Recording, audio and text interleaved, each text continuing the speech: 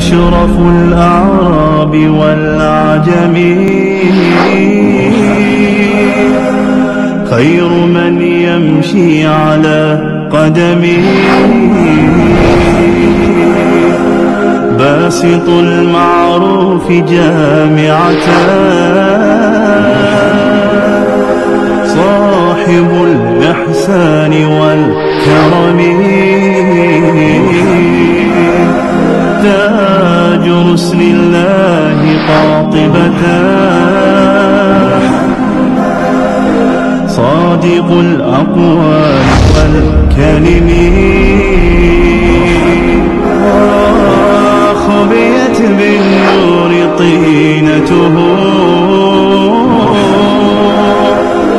لم يزل نورا من القدم يا خير خلق الله يا خير خلق الله يا خير خلق الله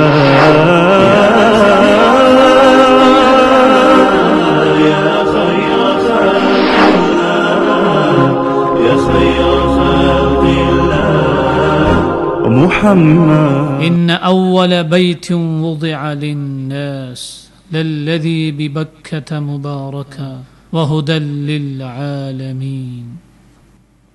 اللہ رب العزت کا پہلا گھر خانہ کعبہ مکۃ المکرمہ کے قلب اطہر میں واقع ہے اور یہ ازل سے ابد تک ہدایت کے راستے پر چلنے والوں کا قبلہ ہے. اگرچہ تاریخ کو یہ باتیں صحیح طور پر معلوم نہیں کہ رب ذوالجلال نے بیت اللہ کی تعمیر کی سب سے پہلی ذمہ داری کس کو سونپی، لیکن اکثر مورخین کی رائے ہے کہ سب سے پہلے اس عظیم الشان گھر کو تعمیر کرنے والے آدم صفی اللہ تھے. آدم علیہ السلام کے بعد حالات کے تبدل و تغیر کے ساتھ طوفان نو اور دیگر عوامل نے اسے بالکل ختم کر دیا تھا. اس کے بعد توحید کے میدان کے عظیم شاہ سوار بت تراش کے گھر پیدا ہونے والا بت شکن ابراہیم خلیل اللہ کو حکم دیا گیا کہ کعبۃ اللہ کو پھر سے تعمیر کرے اور اہل ایمان کے لیے عبادت کا عظیم الشان مرکز تیار کریں. حضرت ابراہیم علیہ السلام اللہ تعالیٰ کے حکم سے فلسطین سے ہجرت کر کے اس مقدس جگہ مکۃ المکرمہ تشریف لائے. حضرت ابراہیم علیہ السلام نے اپنی بیوی ہاجرہ اور بیٹے اسماعیل کے ساتھ ایک ایسی سرزمین پر قدم رکھا جہاں اس وقت کوئی آبادی نہیں تھی.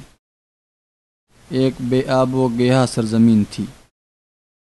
گرمی کا یہ عالم تھا کہ آج کل کی گرمی کے مطابق 65 درجہ حرارت سے بھی زیادہ گرمی تھی. اللہ رب العزت مکہ مکرمہ کی عظمت میں اضافہ کر دیں. اس شہر میں جس میں اب ہم ہیں اس میں گرمی کی شدت 60 درجہ حرارت سے بھی اوپر جاتی ہے. حضرت ابراہیم جس وقت اپنی بیوی اور بچے کو لے کر یہاں آئے تھے اس وقت یہاں کوئی آبادی نہیں تھی اور ان کو اس جگہ پر جو آج کل طواف کی جگہ ہے جسے آپ میرے پیچھے دیکھ رہے ہیں جہاں زائرین بیت اللہ کا طواف کر رہے ہیں ان کو یہاں چھوڑ گئے. اس وقت یہاں نہ کعبۃ اللہ کا وجود تھا اور نہ ہی یہ آبادی اور تعمیرات تھیں جو اب موجود ہیں. اور فرمایا ربنا انی اسکنت من ذریتی بواد غیر ذی زرع عند بیتک المحرم. ربا میں نے اپنے گھر والوں کو تیرے گھر کے پاس چھوڑ دیا ایسی وادی میں جو بے آب ہو گیا ہے. ربنا لیقیموا الصلاۃ اے میرے پروردگار تاکہ وہ لوگ یہاں نماز قائم کریں اور آئندہ بھی یہاں نمازیں قائم کی جائیں. فاجعل افئدة من الناس تهوی الیہم وارزقهم من الثمرات لعلهم یشکرون. لوگوں کے دلوں کو ہر طرف اور ہر گوشے سے اس کی طرف مائل کر دے اور لوگوں کو اس کی طرف رجوع کرا دے اور پھر ان کو اپنی نعمتوں سے روزی دے. ہو سکتا ہے وہ تیری نعمتوں کا شکر ادا کریں. حضرت ابراہیم علیہ السلام کی یہ دعا تھی اس سرزمین اور اس کے رہنے والوں کے حق میں. اس کے بعد حضرت ابراہیم علیہ السلام نے اپنی سواری پر سوار ہو کر واپسی کا سفر شروع کر دیا۔ ان کی بیوی حیران و پریشان تھی کہ اس وادی میں جہاں گھاس تک نہیں اگتی، اس دشت اور ویرانے میں ان کا شیرخوار بچہ بھی ساتھ ہے۔ ان کے خاوند نے واپسی کا راستہ اپنایا ہوا ہے۔ آپ نے جا کر ان کی سواری کی لگام پکڑ لی۔ دوسری طرف آپ پر اعتماد بھی ہیں، وہ سوچتی ہیں کہ ابراہیم علیہ السلام کوئی کام اپنی طرف سے تو نہیں کرتے، یہ ہوشیار اور دلیر انسان ہیں، ان مشکلات کے بارے میں ان کو معلوم ہے تو یہاں درپیش ہیں۔ بی بی ہاجرہ نے اس لیے پوچھا تاکہ وہ مطمئن ہوں، ان کو پورا یقین ہو کہ اس معاملے میں کیا حکمت ہے، اس کام کا حکم کس کی طرف سے دیا گیا۔ آپ جب ان کے پاس گئیں تو پوچھا کہ آپ کو اس کام کا حکم اللہ رب العزت نے دیا ہے یا یہ آپ کا اپنا نظریہ و ارادہ ہے؟ تو ابراہیم علیہ السلام نے جواب دیا کہ اللہ تعالیٰ کا حکم ہے۔ بی بی ہاجرہ نے جواب دیا اگر یہ بات ہے تو اللہ تعالیٰ ہمیں کبھی ضائع نہیں کرے گا اور ہمیں اکیلا نہیں چھوڑے گا، نہ ہمیں ضائع کرے گا۔ اس کے بعد ابراہیم علیہ السلام واپس چل دیے۔ وہ 3 افراد تھے، ایک حضرت ابراہیم ان سے جدا ہو گئے، اب یہاں 2 افراد رہ گئے۔ حضرت ابراہیم کے جانے کے بعد ان کے پاس جو کھانے پینے کی چیزیں تھیں وہ سب ختم ہو گئیں۔ حضرت ہاجرہ کا بیٹا بھوک و پیاس کی شدت کی وجہ سے رونے لگا، آپ بیتاب ہو گئیں، اس لیے کہ ان کا بچہ بھوک و پیاس سے تڑپ رہا تھا۔ ان کے پاس کوئی ایسی چیز نہیں تھی جو ان کو دیں، آپ خود بھی پیاس کی شدت نڈھال ہیں۔ پانی کی تلاش میں آپ نکلیں، ادھر ادھر دیکھا، کچھ نہ ملا۔ تھوڑے آگے صفا کی طرف بڑھتی ہیں، چل کر صفا پہاڑ پر آتی ہیں، جس جگہ کو آپ ابھی دیکھ رہے ہیں مکہ کے نزدیک صفا پہاڑ پر چڑھتی ہیں، اس امید سے کہ شاید کوئی آبادی نظر آئے، شاید کسی کے پاس پانی مل جائے، لیکن کچھ نظر نہیں آیا۔ صفا سے نیچے آ کر اس طرف چل پڑتی ہیں، اب جہاں صفا مروہ کے درمیان حال ہے وہاں جا کر اس سے آگے چل پڑتی ہیں، اس امید سے کہ آگے کچھ مل جائے۔ اس وقت مروہ کے آس پاس ٹیلے اور پہاڑ بہت زیادہ تھے۔ وہ دوڑ دوڑ کر صفا پر چڑھتی ہیں، جب صفا سے نیچے اترتی، صفا مروہ کے درمیان جو فاصلہ ہے وہاں ہاجرہ دوڑتی، جب مروہ پر چڑھتی پھر بھی ان کو کچھ نظر نہیں آتا، پھر اس امید سے کہ کہیں سے کچھ مل جائے پھر صفا پر چڑھ کر دوڑتی، پھر جب وہاں سے کچھ نہ ملا تو واپس لوٹ آئیں۔ صفا مروہ کے درمیان 7 مرتبہ بار بار دوڑ لگائی، یہاں تک کہ اللہ رب العزت نے اس بچے کے پاس جبرائیل امین کو بھیج دیا تاکہ ان سے کہیں کہ اپنے پاؤں زمین پر مارو۔ جب اس بچے نے اپنے پاؤں کو زمین پر مارا تو اسماعیل کے پاؤں کے نیچے سے جبرائیل امین کی ضرب سے پانی کا چشمہ پھوٹ پڑا۔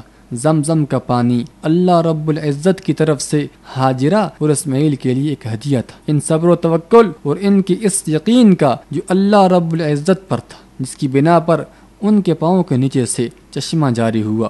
جب ان کی ماں نے دیکھا کہ ان کے بچے کے پاؤں کے نیچے سے چشمہ بہہ رہا ہے تو دوڑ کر آئیں اور اس پانی کی ارد گرد بند باندھ دیا تاکہ اس پانی سے استفادہ کر سکیں۔ اللہ رب العزت کو اس گھرانے کا صبر و تحمل، یقین و استقامت اتنے پسند آئے کہ اللہ تعالیٰ نے صرف زمزم کو بطور ہدیہ نہیں بلکہ صفا و مروہ کو اسلام کے شعائر میں سے ایک شعائر قرار دے دیا۔